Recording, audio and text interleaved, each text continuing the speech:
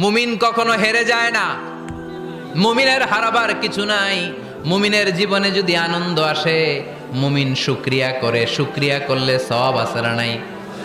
আর মুমিনের জীবনে যদি দুঃখ আসে, মুমিন সবর করে, ধৈর্য ধরে, ধৈর্যেও সওয়াব আছে না নাই? তাহলে আমাদের সব দিক দিয়েই তো লাভ। আনন্দের দিনগুলাতে শুকরিয়া করব, আর দুঃখের দিনগুলাতে ধৈর্য ধরবো, দুইটার মধ্যে সওয়াব আছে না নাই? এজন্য বিশ্বনবী বললেন, আজাবান লি আমরিল মুমিন, মুমিনের বিষয়টা খুবই আশ্চর্যের। ফাইন আসাবাতহু সাররাউন শাকারা, মুমিন যদি আনন্দে থাকে সে শুকরিয়া করে, শুকরিয়া করলে লাভ আছে না নাই? ওয়াইন আসাবাতহু দাররাউন সাবারা, আর দুঃখে পড়লে সে সবর করে, ধৈর্য ধরে, ধৈর্য ধরলে সওয়াব আছে না নাই? তার মানে আমাদের হারাবার কিছু আছে।